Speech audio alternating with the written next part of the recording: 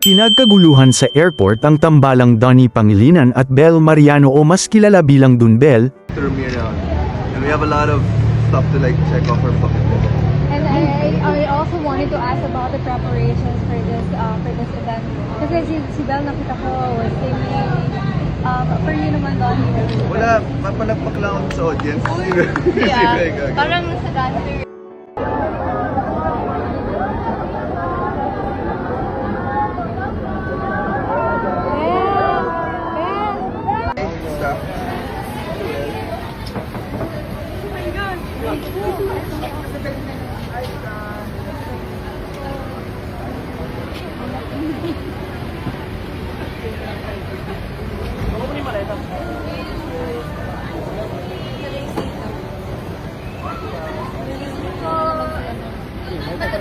Apakan kayo.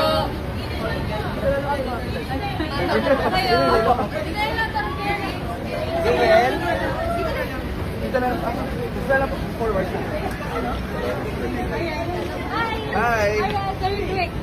Hindi may kakaila ang kilig at excitement na dala ng dalawa, lalo na't makakasama nila sa biyahe ang ilan pang kapamilya artists para sa kanilang upcoming shows abroad.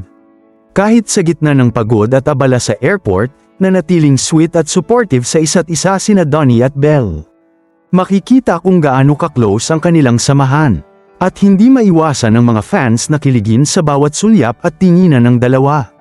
Maraming supporters ang nag-abang at sumama sa airport para lang masilip ang Dunbel bago lumipad. Ang iba, nagdala pa ng banners at gifts para sa kanilang idols bilang pasasalamat at good luck send-off. Trending agad sa social media ang videos at pictures nina Donnie at Bel habang nasa airport.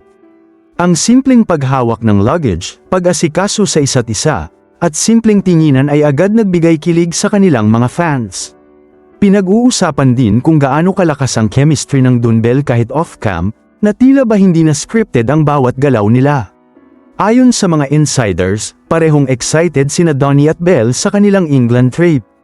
Malaki raw ang pasasalamat nila sa patuloy na suporta ng kanilang mga fans, hindi lang sa Pilipinas kundi pati na rin sa abroad. Matagal na ring hinihintay ng mga fans sa UK ang pagkakataong makita ng personal ang Dunbel at masaksihan ang kanilang magic live sa entablado. Samantala, kasama rin sa biyahe ang ilang kapamilya stars na magsasama-sama para magbigay ng saya at aliw sa ating mga kababayan sa England. Ngunit hindi may kakaila na ang spotlight ay nakatutok talaga sa Dunbel, na hanggang ngayon ay isa sa pinakasikat at pinakamaingay na love team ng kanilang henerasyon. Walang duda, magiging espesyal at memorable ang kanilang pagdating sa England. Anong masasabi ninyo sa balitang ito?